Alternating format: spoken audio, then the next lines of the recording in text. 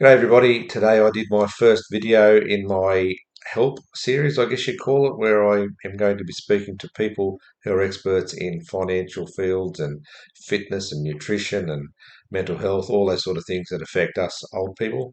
When I say old, we're talking 50s. Sloan's a great guy, very patient. I wasn't really well prepared for it. But that's the whole idea of it. None of us are prepared for any of the things that I'm really going to be talking about with these experts. So sit back, enjoy, and please like and share these videos and subscribe to my YouTube channel because if there's people out there that need to hear this, I want them to hear this. Not from me, from the experts. So share, like, subscribe, do all those sort of things, and let's get into it. I hope you enjoy. Excellent. We're on. Okay. Thanks, Sloan, for coming on to this very amateur podcast. To everybody at home, I'd just like to introduce Sloan. Sloan Wilkins is from Executive Financial Coaching, and I'm not quite sure, excuse my ignorance, where it's located. I'm assuming Ipswich area. Yes, absolutely. Over in Springfield. So Oh, okay. local to this part of the world, mate. I did a quick video on my socials, which, millions of followers, not the other day, just explaining what my plans were because they all watch my crazy little ice bath videos where I talk crap for 5 minutes to get the time going. But Yeah. I had a bit of a brainstorm about people my age and where we are in life. Have we got everything set up for retirement? And I didn't explain this to you pre-recording, Sloan, but I've unofficially, without the qualifications, helped a few people in the past because I'm quite invested in the union side of things at work, I guess, pay and conditions and Yeah, all that great. sort of stuff. And a fellow a couple of years ago was looking to retire, and he said he's got to work for another 2 years. And I thought, okay, what do you got to do that for? He said, oh, that's when my super will kick in, and I've got to do this and I've got to do that. So I did a bit of research off my own book, and where it realised that he only had to work 12 months in his final pay point to get his not quite call what they call the scheme, but it's some sort of super scheme where defined benefit scheme in Oh, the yep, government. yep. Yeah. So I educated him without even trying, and he retired 12 months earlier. And I thought, this is a fella who's my senior. He should possibly know more about my work than me because he's been there longer and all these sort of things. And I thought maybe the average bloke doesn't know and doesn't think about retirement like we think about the football or everything else going on in our life. And I'm thinking, one of my first questions was, at what age is it too late to start thinking about your retirement, and when should you start thinking about retirement and superannuation? Oh, look, the best time to start thinking about it is always today. Yep. And no matter what age you are, we can't go backwards in time. That'd be great if we had that luxury. But so we all begin where we are right now. My key message would be I don't think it's ever too late to have an impact. It may not be as big as you'd like it to be. But also, you're never too young to start paying attention to your super as well, because it is your money. You may not be able to get your hands on it today, but it's absolutely going to be your money. So it's real investments that you should pay attention to, even from 18 or 20. Start paying attention to how it's invested and what it all means. Sounds a bit dry, but when you get to the point where you're going to need it, you're going to be pretty damn glad that you paid attention. That's right, and that's the biggest fear. I think like I said, I think I'm okay. However, that's the biggest fear is you get your 12 monthly statement and you go, oh shit, I'm up at X amount now. I was down here last year, or I think at one point, one year it went down a little bit. You don't. That's all you do. You look at your statement and you go, okay, cool, super, and Yep. you don't think about it. And I've like I said, I'm 13 years away from the 65-year mark, and I don't think about it too much. I had a self-managed super fund a couple of years ago, bought a property, sold it after 3 years, I think, all under the advice of a proper financial advisor.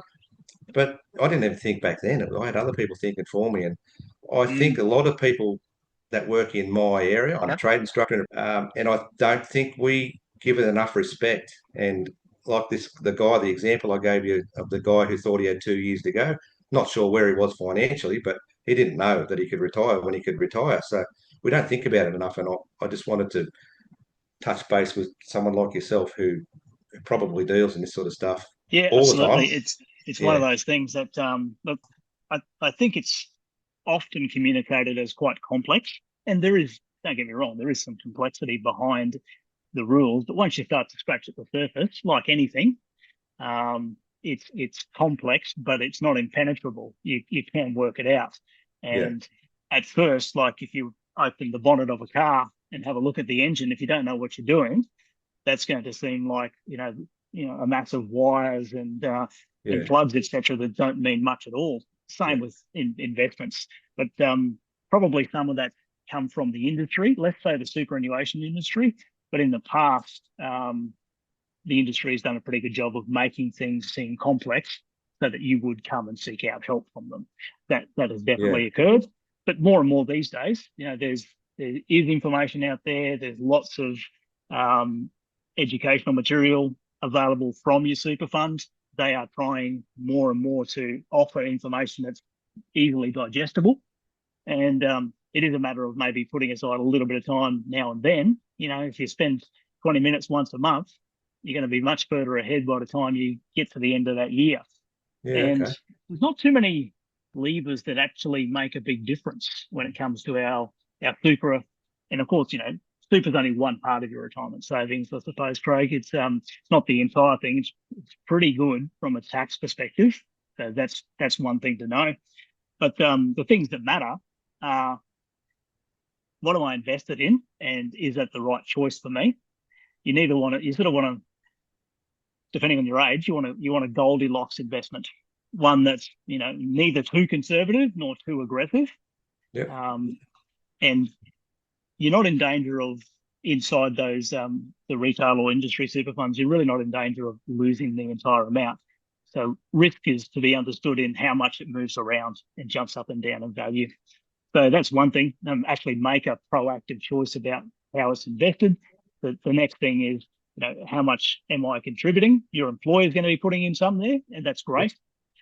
That's 12% now, Yep. is where it's legislated to be, and that started from the 1st of July last year. So that's good, but it's probably not enough. So we Hmm. need to. There's a rule of thumb out of there. At least 15% would be great if we can get there. So that means if we got the opportunity to throw in something up to about 3%, Yep. um, or even more if you get the capability. There's rules about how much you can put in, but they're fairly generous. So most people won't hit those limits. Yeah. Okay. And if your employer, like particularly if you've got a government job, if your employer offers a match where you can put in 2% and they'll put in 2% extra or something like that, that is just absolutely fantastic. You'll Hmm. hardly notice the difference to your pay packet each fortnight or each month, but it makes such a huge difference down the track. Yeah. Okay. Well, the amount of planning and time I put into this podcast, it's incredible. That's a bit of a pun there, but I did go over my payslip today, and I should know this, and this is the whole reason I'm doing this. I consider myself not too bad financially and on the game sort of thing. However, I didn't even know how much super I was paying, so I looked at my payslip and I figured out that the government put in 12.75%.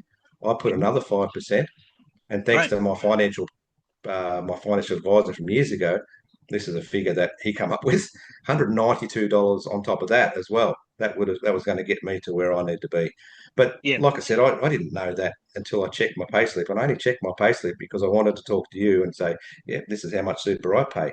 So that's good. One question I want to ask, and this is probably too broad to ask, but I'm going to ask it anyway because this is let's do about it. dumb. This is for the dummies.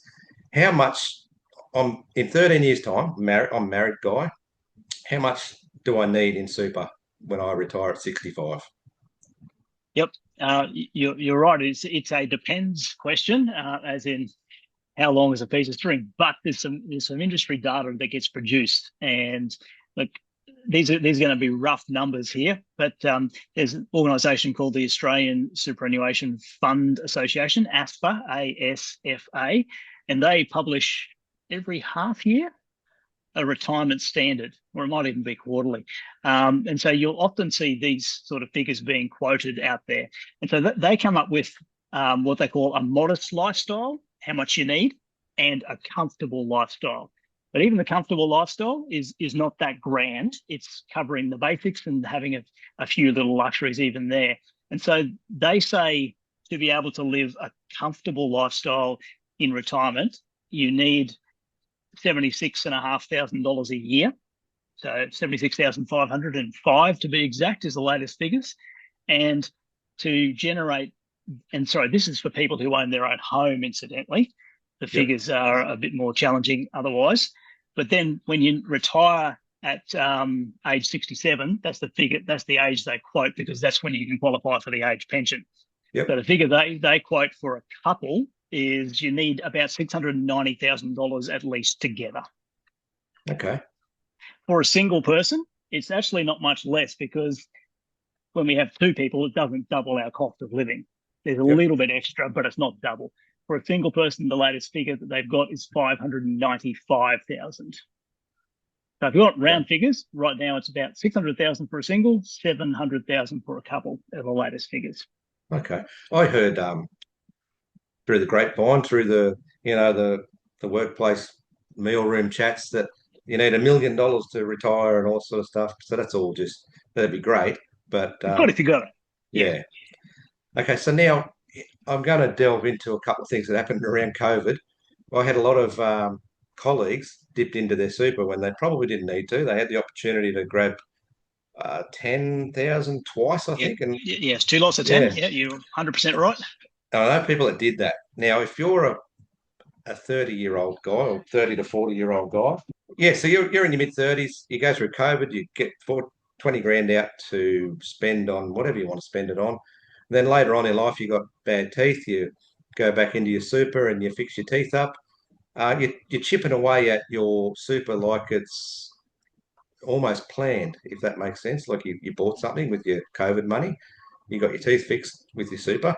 That's all good and well. How would they catch up? Let's say they get to my age, 52. They've done all this. They've spent 30, say 40 or $50,000 of their super. How could I catch up now when I should be thinking about it? Even though I should be thinking about it back in my 30s, but now I've hit 52. I'm thinking about it. How can I catch up on that lost money? I guess. Yeah, look, one of the best ways is what they call salary sacrifice. And that's the technical term for it. And what it actually means is there's money diverted from your gross dollars of your pay before tax is deducted. So there's no tax that comes out of it there, and you can send across amounts into your super. It does have a little bit of tax when it arrives there, like it's 15 cents in a dollar, but that's much lower than the 30 or 40% that we would be paying if we got it in the hand from our pay Yeah. packet and then try to save. So it diverts it before it lands in your hands. There's limits of how much you can do, but they're fairly generous, as I said. Yeah. And that is one of the best ways that you can boost your superannuation, because more of your dollars will go to work. Yeah. Whereas if I wanted to send across $100, you can talk to your pay office, that they'll take care of that. It's done on a pay cycle basis. You can stop and start it, but Yeah. of course your pay office is going to get the shits with you if you do it every Yeah. 5 seconds. So, Yeah. it's something you sort of would put in place for at least 6 months, or hopefully for the full financial year. And a great time to think about that is when you're maybe about to get a pay rise. Okay. Because otherwise we get that 2, 3 or 4%, whatever it might be. If it's more, that's great.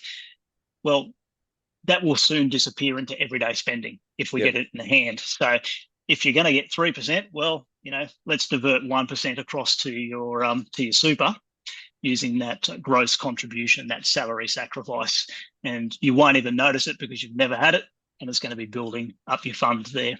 Yeah. Okay. So And that's the best way. so you can do that. Is there? You said you can do that, but is there an actual limit, like a number limit? Yeah, it's currently $30,000. It does change from not every year, but it moves with, well, not with inflation. It's measured against average weekly ordinary times earnings. A WATI is the acronym. Anyway, it's every so often it will go from, in the last few years, 25,000 to 27 and a half, and then 30,000 is where it Okay. currently is.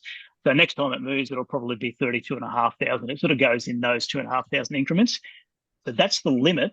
But what's already included in there is anything your employer puts in is Oh, already okay. part of that limit. So, you've got to earn a fair chunk to use up that full limit in employer Yep. contributions.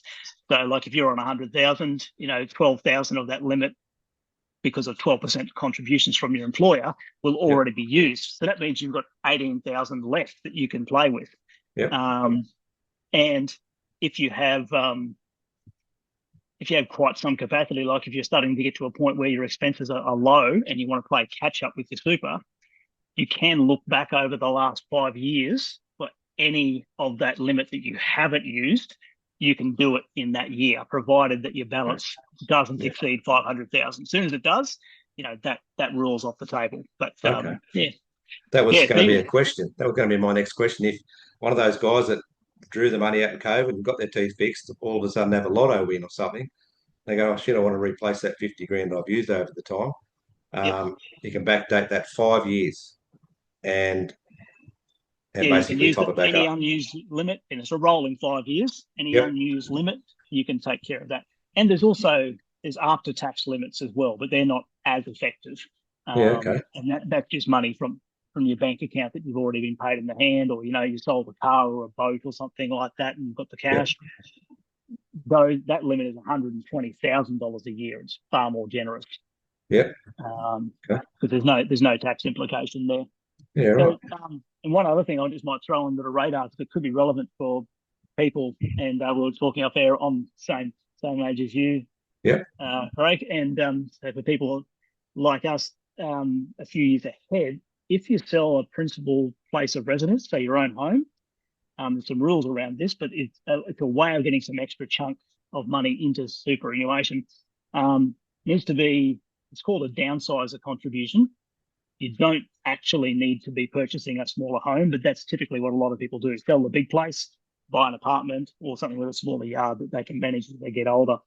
Need to be 55 years and older to do it.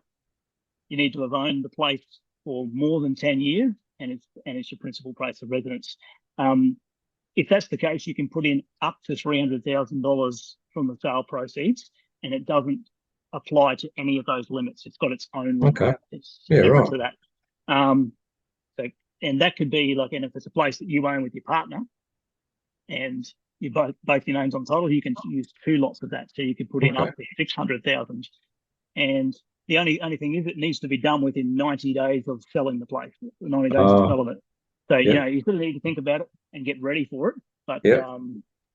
it's one to think about, because particularly if you're about to sell a place and you're not quite 55 yet, you might Yeah. think about Hold the on. timing of that transaction there. Yeah. And it's a good age too, because as I get older, I'm getting a little bit more slower and a little bit harder to do what I used to do. So 55, I might, around about that 55 mark, I might think I don't want to walk up my front steps for much longer. And so it sort of ties in with the age. I guess that's probably why they do it, I guess. Yeah, the age used to be a bit older, but they've brought it back Yeah. in recent years. And part of it was just recognizing that in Australia, there's for people to sort of our generation and beyond into the baby boomers, there's a lot of wealth in property. Yeah. And maybe we haven't always had, like I've had all my working life. I started working in 1992.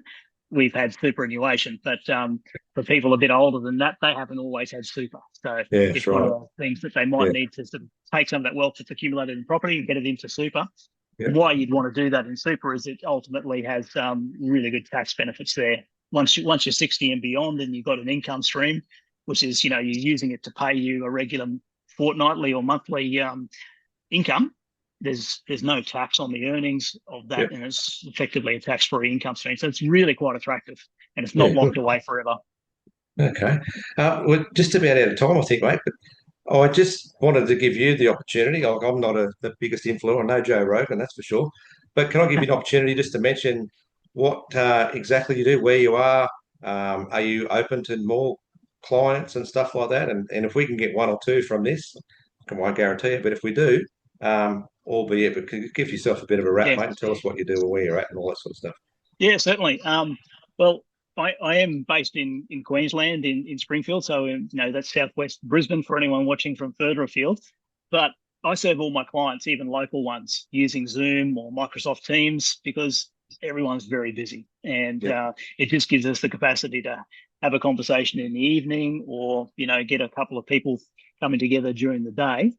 So even clients overseas. So if you're an Aussie or even a non-Aussie working overseas, I'm able to help. Yeah. My background is I spent 30 years in the corporate world. That was in banking and in financial planning or wealth management for those overseas. And I've got financial planning qualifications, but these days I've set those aside and I operate as a financial coach or a financial strategist. So it really is about helping people make the most of what they've got coming in each and every month, their income. That's the greatest raw material that we have to be able to build our future.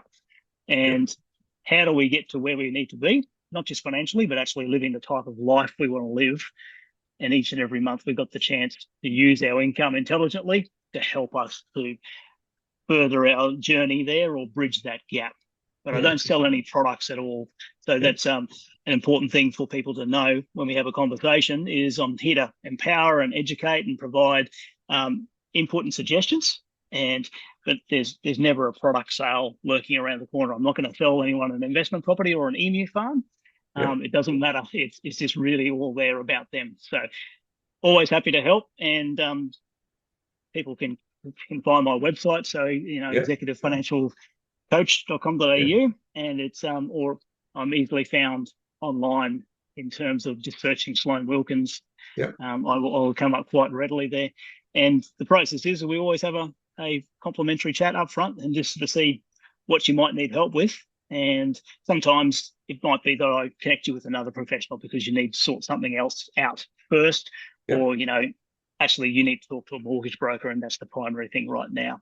Okay. So yeah, always happy to do that, and I've got a really good network to be able to refer others. But I suppose just in closing, the reason I do what I do is my own parents experienced bankruptcy when I was 12, and so I got to see up close what financial stress looks like, what Yep. it does to individual mental health, what it does to relationships, and what it does to family units. So anything that I can do to help people reduce financial stress or clear up financial confusion, I'm always up to help people there, because it doesn't have to be as hard as it sometimes feels. We can always have hope and move in the right direction. Beautiful. That sounds good. And what I'll do, I'll get my all my assistants. I've got none. It's me.